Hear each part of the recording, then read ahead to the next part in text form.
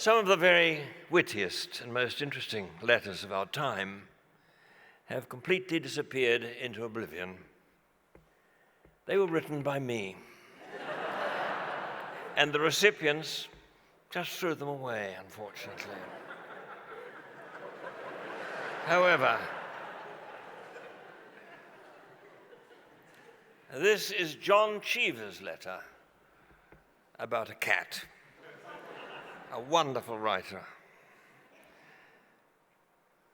Dear Josie, it's been years since we had anything but the most sketchy communication. Cheever, by the way, spoke in a rather affected Australian accent.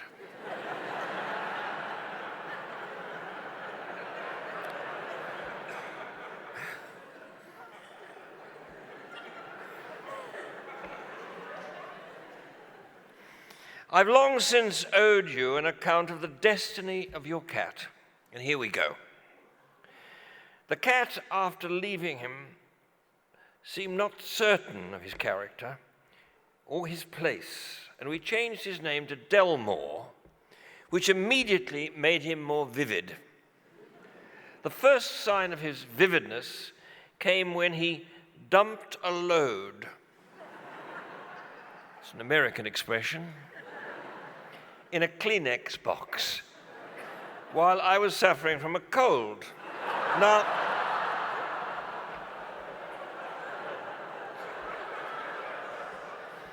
during a paroxysm of sneezing, I grabbed for some Kleenex, and I shall not overlook my own failures in this tale, but when I got to eat the shit off my face and the ceiling, I took Delmore to the kitchen door and drop-kicked him into the clothes yard.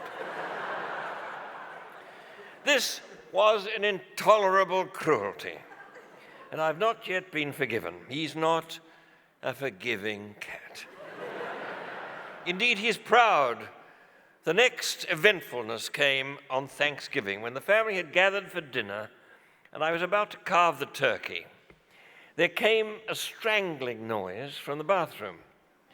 I ran there and I found Delmore sitting in the toilet, neck deep in cold water and very sore. I got him out, dried him with towels, but there was no forgiveness.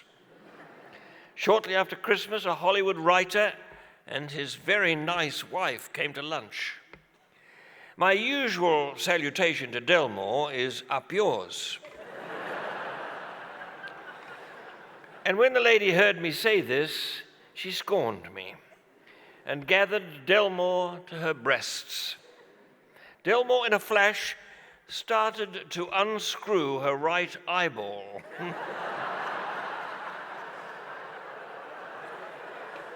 And the lady, trying to separate herself, lost a big piece of an Italian dress she was wearing, which Mary said cost $250. This was not held against Delmore, and a few days later, when we had a skating party, I urged Delmore to come to the pond with us. He seemed pleased. He frisked along like a family-loving cat. But at that moment, a little wind came from the northeast and spilled the snow off a hemlock onto Delmore. He gave me a dirty look, went back to the house, and dumped another load into the Kleenex box.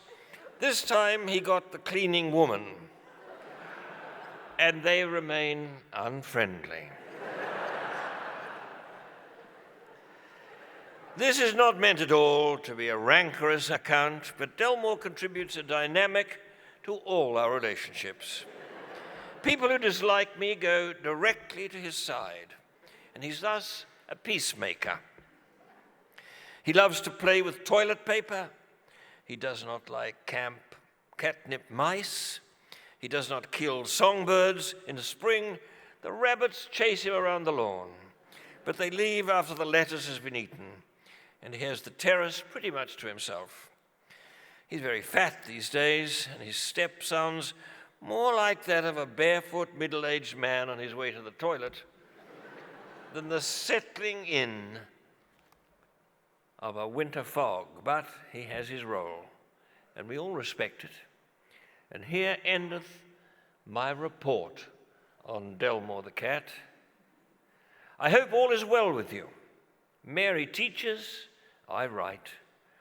The children go to various schools, and all is well. John Cheever.